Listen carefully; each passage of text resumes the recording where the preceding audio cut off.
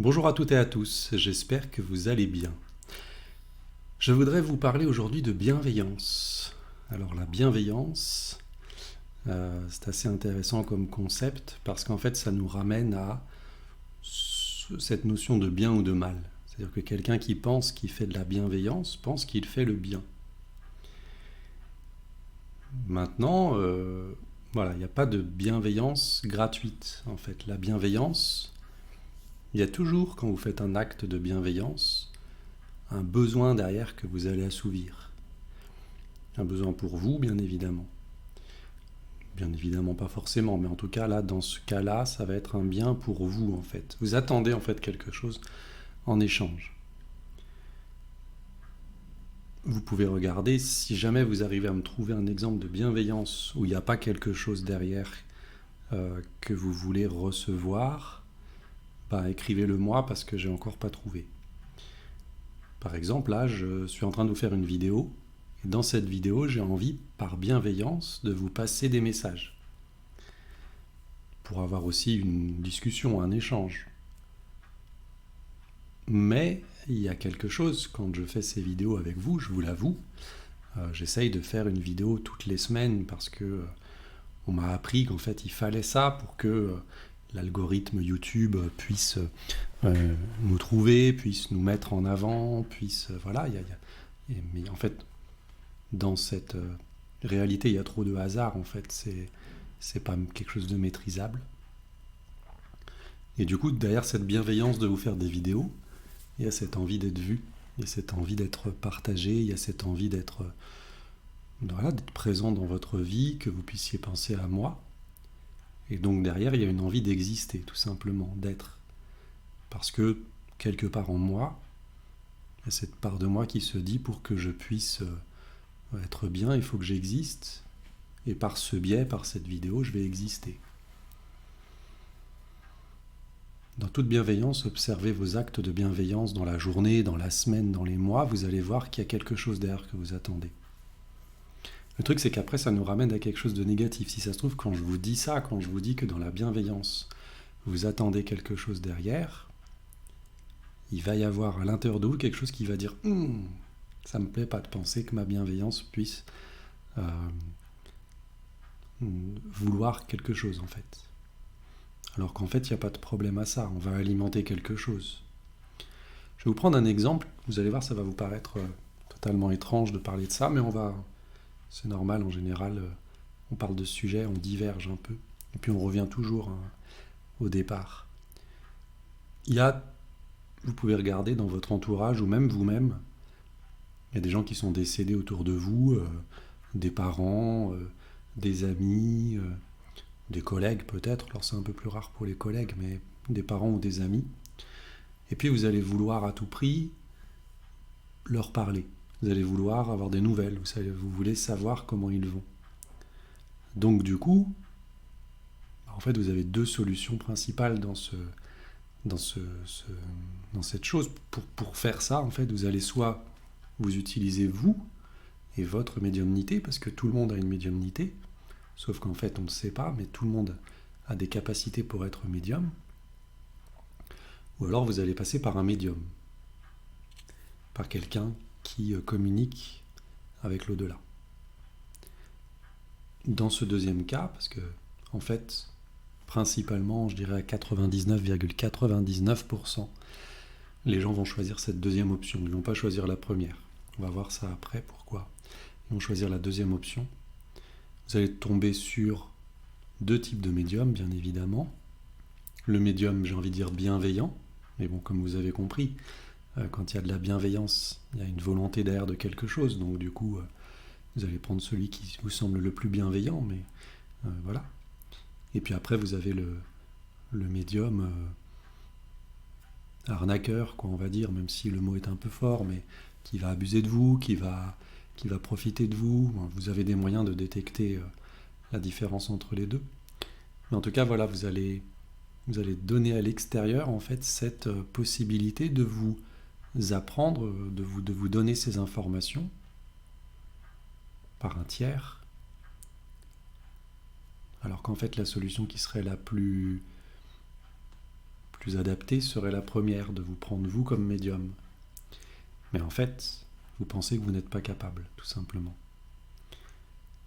Et en fait, aussi bienveillant que le médium soit, il a une volonté derrière. Quand il fait cet acte, quand il va communiquer avec le monde de l'au-delà, il va récupérer quelque chose. Il va prendre quelque chose. Donc là, en l'occurrence, il va se faire payer, bien évidemment, et c'est tout à fait normal. Et ça m'en vient à parler d'autre chose, parler du don, par exemple. Vous savez, il y a ces gens qui disent « Ah, toi, tu as un don ». Moi, j'aime pas le mot don, et d'ailleurs, j'apprends avec un collège, le collège Arthur Finlay en Angleterre, à travailler ma médiumnité. Et la chose qu'ils vous disent souvent, c'est que l'au-delà n'aime pas le don, en fait, le mot don. Ils n'aiment pas ce principe qu'on puisse, nous, dans notre univers, nous dire « Ah, t'as un don » comme ça. Ils préfèrent parler de capacité ou de choses comme ça. Et du coup, quand on va donner à l'autre, là dans le cas du médium, vous allez dire bah, celui-ci a un don, parce que du coup, pour vous, il fait quelque chose qui est totalement impossible d'être fait autrement. Donc il a un don. Et en fait, vous allez penser, le don, le mot don vient de donner aussi, donner de soi. Imaginez donner de soi en plus, c'est assez hallucinant. Donc on revient sur la bienveillance. Faire de la bienveillance, c'est donner de soi pour quelque chose.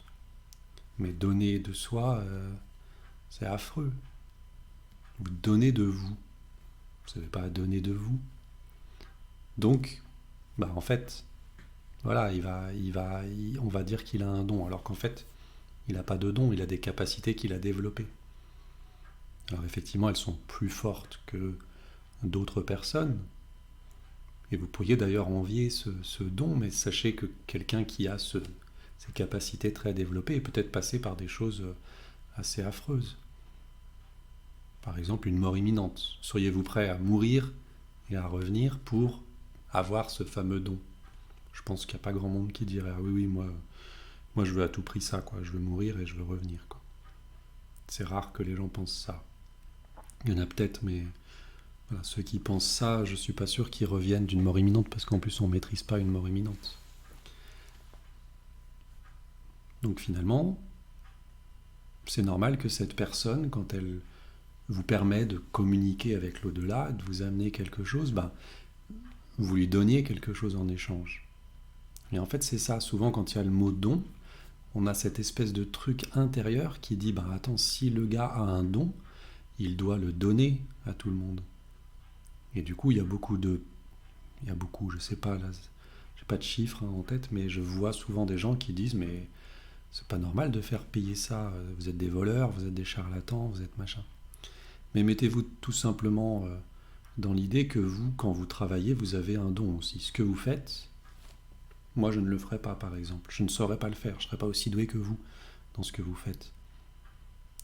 Et est-ce que tout simplement, vous iriez dire à votre patron, bah, ce mois-ci ne me paye pas, je ne veux pas avoir de paye, hein, parce que moi, j'ai envie de tout te donner. Vas-y, prends des dividendes, et puis tu peux même t'augmenter avec mon salaire. Moi c'est bon, je fais mon job, ça me plaît de le faire.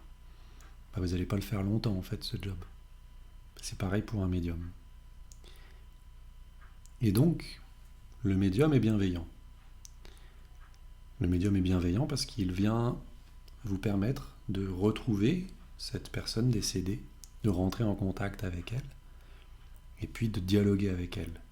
Alors, quand on apprend la médiumnité, on nous apprend tout de suite que c'est pas aussi évident. Hein. C'est pas parce que vous allez dire, c'est pas un coup de fil qu'on passe et la personne est de l'autre côté. Donc, un vrai médium vous dira pas, je vais vous faire dialoguer avec votre père, votre mère, votre frère. Non, il dit, je vais voir ce qui va se passer, mais je vous promets rien.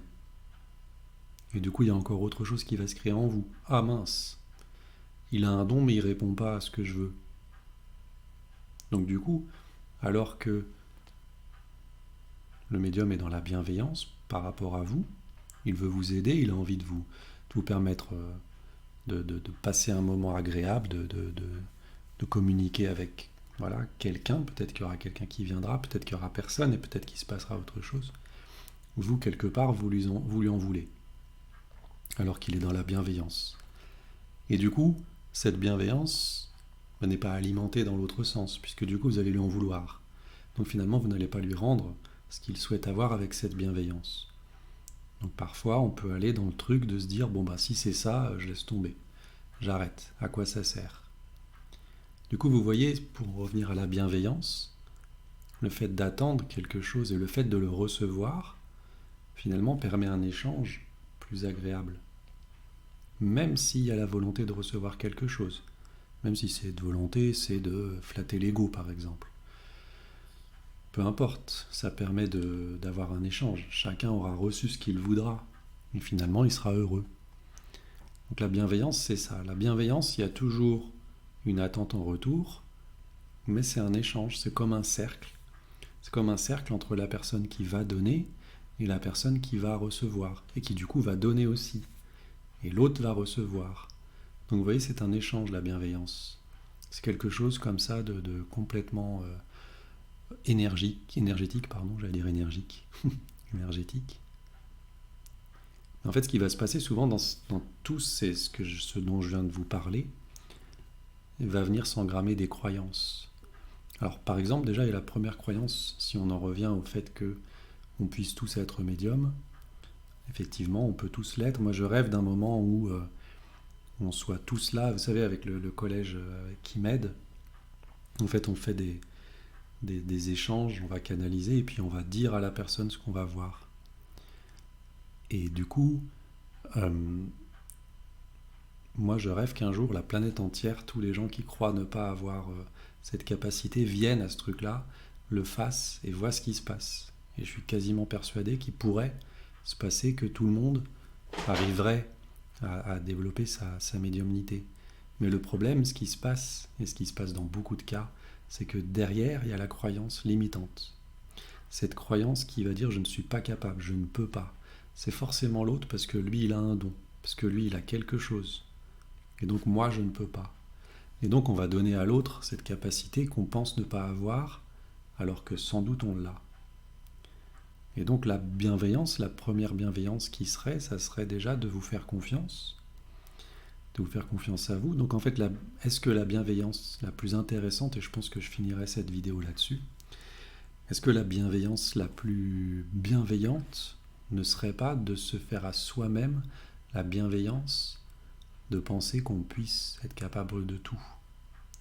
Ça ne veut pas dire que l'autre n'est pas important, parce que l'autre peut nous aider, effectivement, parce que sinon on vit seul dans une grotte, et puis on voit plus les autres, et voilà, on a besoin quand même d'échanges, on a besoin quand même que l'autre puisse nous aider sur certains points, mais est-ce qu'à la base, la première chose, ça serait pas ça? Ça serait d'être bienveillant envers soi, et de penser qu'on est capable de faire des choses.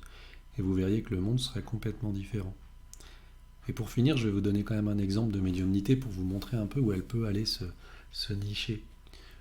Vous partez faire des courses, par exemple, et vous avez une liste immense de 60 produits, j'en sais rien. Vous partez avec votre chariot, puis vous faites vos courses, puis vous êtes là un peu dans vos pensées, vous prenez les choses de manière naturelle, comme ça, et puis d'un seul coup, tiens, il faut que je prenne du jambon.